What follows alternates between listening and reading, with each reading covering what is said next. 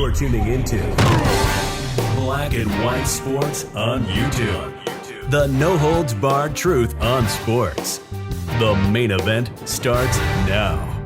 Black and White Sports fans, weeks ago, we found out that ESPN was going to drop a hit piece on Phoenix Suns owner Robert Sarver, basically accusing him of all type of racism and misogyny. And apparently, if everything was true that ESPN was writing about, the NBA could actually force him to sell the team, a la Donald Sterling back in, I believe it was 2014, for what he actually said. Now, guys, today was the day. ESPN dropped the hit piece. And boy, there's a lot of stuff in there, ladies and gentlemen. We can't go over every single detail. But if everything that ESPN wrote is true, it's over for Robert Sarver. There's no doubt that Adam Silver and the other NBA owners will force him to sell the team. Now, I want to be very, very clear. I'm not saying that anything that ESPN wrote was true. I'm not saying that whatsoever. But we're going to go over some of the major talking points of this because, like I said, there is a whole lot. That hit piece is so long, this video would actually be probably an hour long. So without further ado here, let's go ahead and let's jump into this. It says Suns owner Robert Sarver accused of racism and misogyny in damning report. Phoenix Suns owner Robert Sarver faced allegations of racism and misogyny on Thursday after ESPN report detailed claims of a toxic and hostile workplace during his 17-year tenure. Sarver issued a preemptive denial of allegations last month, saying the then unpublished story was based on lies, innuendos, and a false narrative designed to attack our organization. The story released on ESPN's website stemmed from interviews with more than 70 current and former Suns employees, most of them not identified, who said Sarver repeatedly used racially insensitive language and detailed conduct seen as misogynistic and inappropriate. Quote, the level of misogyny and racism is beyond pale, an unidentified Suns co-owner told ESPN about Sarver. It's embarrassing as an owner. Sarver supposedly used a racial insult in a conversation with a black coach, talked about sex with his wife. I must have missed that part right there. As he showed a photo of her in a bikini and asking a woman if he, quote, owned her while inquiring if she works for the Suns. Now, that part we're not going to cover. Remember, we're on YouTube here, so we have to really kind of watch what we say here on YouTube here.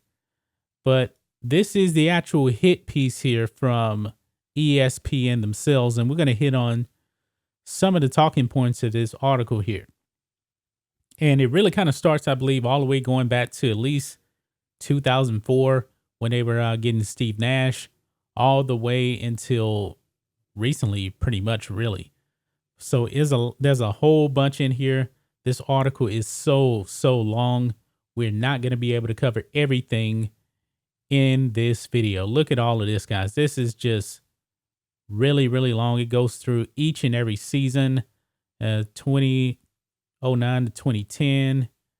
I mean, it's just really, really long, and it's a whole complete breakdown of his whole entire tenure as the owner of the Phoenix Suns. I know the NBA wants to call them governors. No, they're owners. They own the business of the NBA. So way too much to cover in this video, but let's just start off with the first thing here. So it says on the evening of October 30th, 2016 at Talking Stick Resort Arena in downtown Phoenix, Earl Watson, in just his third game as the Suns head coach, faced a tall task: beat the powerhouse Golden State Warriors. The young Phoenix Suns team had been toiling at the bottom of the NBA standing for years, missing the playoffs for 6 straight seasons while churning through head coaches. Watson was the fourth in as many years. Still, the Suns were playing the eventual NBA champions close, even leading by 13 in the first half, but it didn't last. The Warriors took control in the fourth quarter and cemented a 106-100 win, dropping the Suns to 0-3. After the loss, Suns majority owner Robert Sarver entered the coach's locker room. Watson told ESPN, quote, why does Draymond Green get to run up the court and say the N-word? And Sarver, who is white, allegedly said repeating the N-word several times in a row. See, I'm saying N-word, but they're actually saying he actually said the full word here, okay? But it goes on, it says, quote, you can't say that, Watson, who is black and Hispanic, told Sarver. Why? Sarver replied, Draymond Green says N-word. You can't effing say that, Watson said again.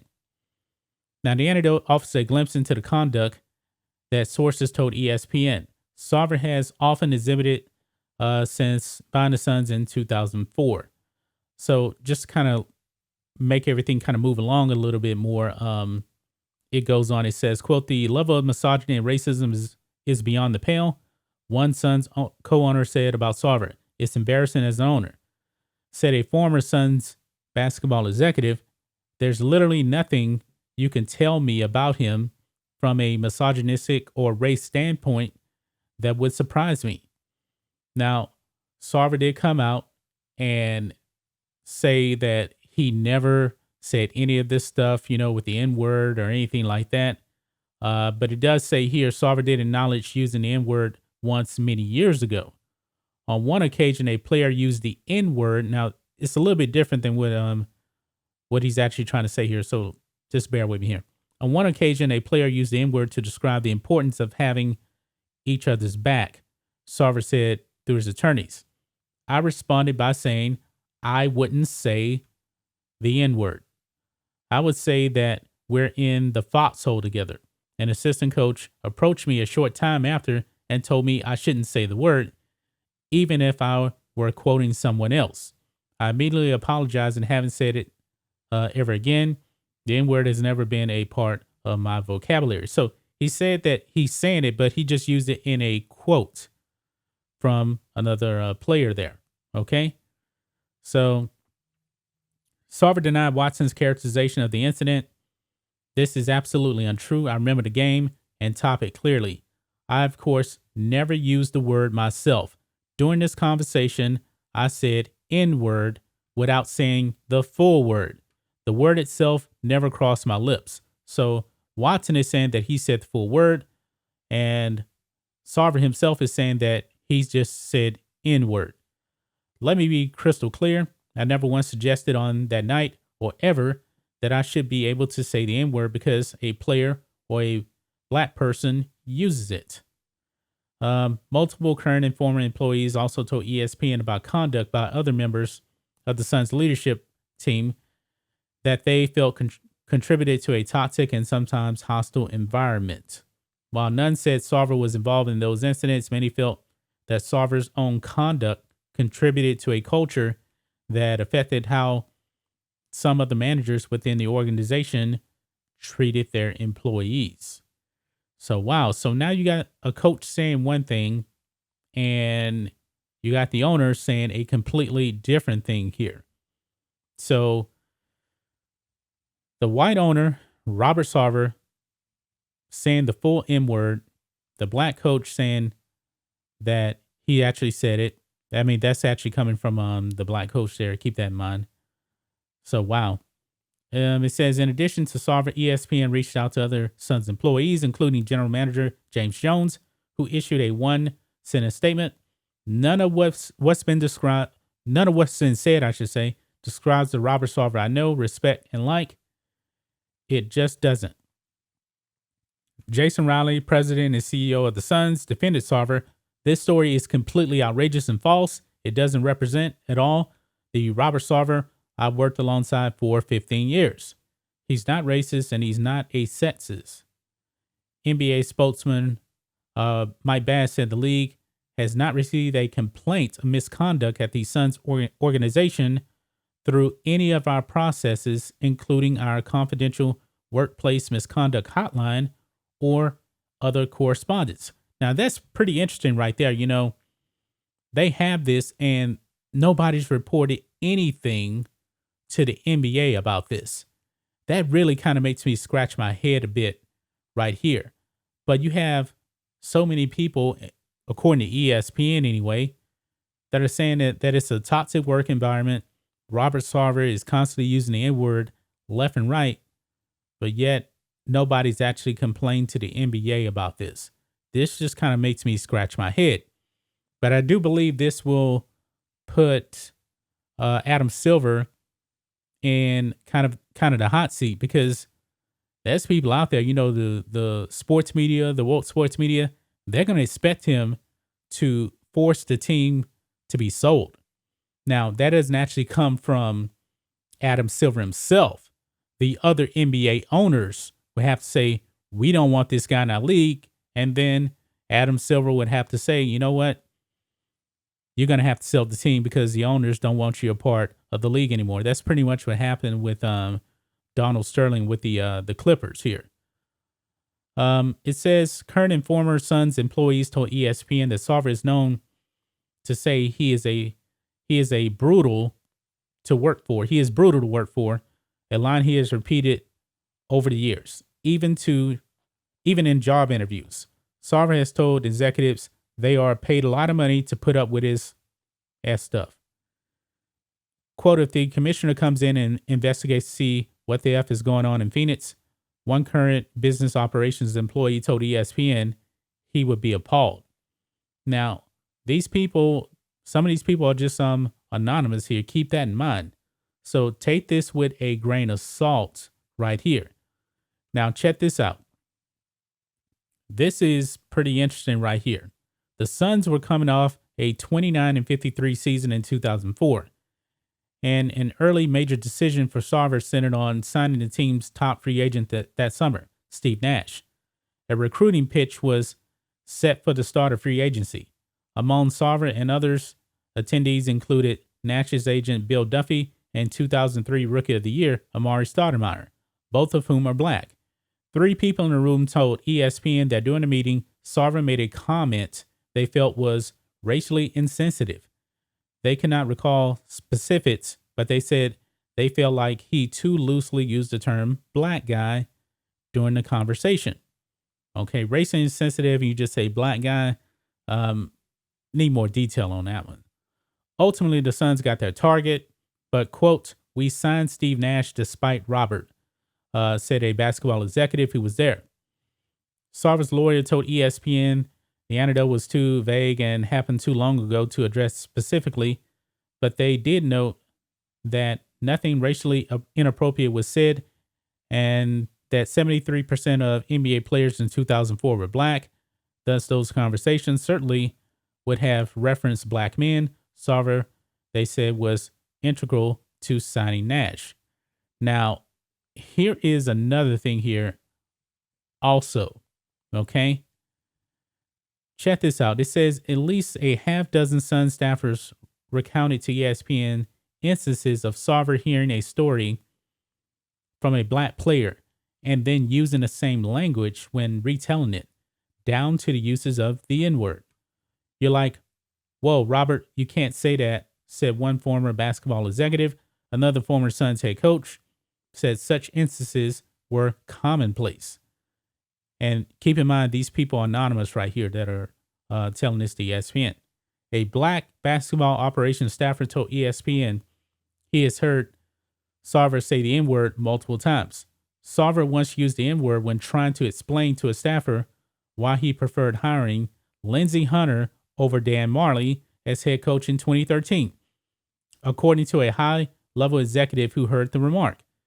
Hunter was a first-year Suns player development coordinator while Marley was in his 5th year as a Suns associate head coach. Quote, these N-words need an N-word, Sarver told the staffer of his largely black team, according to the executive. Sarver again cited race as the reason the team needed to hire Watson as head coach in 2016. A former Suns executive said, a young black coach could better relate to black players, Sarver reasoned, and could speak their language. You know what? Fast forward to 2021, this past off season with the NBA, the woke sports media was going crazy because there wasn't enough black coaches. And I'm just saying right here in 2016, Sarver's basically saying black players need black coaches. Okay. Just throwing that out there. Okay. But man, there's a bunch of stuff in here, man. I mean, I'm seeing N-word all over this place. Now, it goes into some other stuff, Watson, where Sarver apparently told him, fire your agent from Clutch Sports, apparently because a player also on the team had Clutch Sports, conflict of interest and that kind of thing. I don't know. It's a whole bunch of stuff in here, guys. Whole bunch of stuff. You can check out the rest of this on ESPN.com. Oh, man, just crazy. Here it says, quote, "I don't like diversity," Sarver replied, according to Watson, and a basketball operations staffer with knowledge of an interaction. Man. So, man, I don't know how he can actually survive this from the NBA if any of this stuff is true. I mean, this hit piece goes into everything, just everything, guys. I'm not making any judgments on this. This is ESPN. This is what they wrote. And you know how ESPN is all into being woke, social justice, stuff like that. Could it be true? It's possible, but I'm not going to decide whether this is true or not. I'm just here to report what they put out. We knew that this was coming. We knew that this could actually be pretty damaging to Robert Sarver, and it probably could. I mean, he actually could be out of there. Honestly, I'm just going to say right now, guys, NBA is going to force this guy to sell. They are. I mean, he's done. He's completely done. Let's just call it what it is. And you guys watching probably know too. He's done. He's going to get the Donald Sterling treatment. No doubt about it. He is not getting out of this. I don't see how he's going to get out of this at all. He's going to need a whole bunch of people coming to bat for him. But ESPN, they have all these anonymous sources for this hit piece that have basically thrown Robert Sarver under the bus. Sources, I'd rather them actually come out so we actually know who they are. When you have a bunch of people saying stuff and they don't really say who they are, it does, in a way, sometimes make you question the validity of the story. That's just my thoughts on this. What do you guys think of this? Black and white sports fans, let us know what you think about all this in the comments. Make sure to subscribe to Black and White Sports, and we'll catch you next time. Thanks for watching the show. Be sure to like, comment, and subscribe. Be sure to tune in next time on Black and White Sports.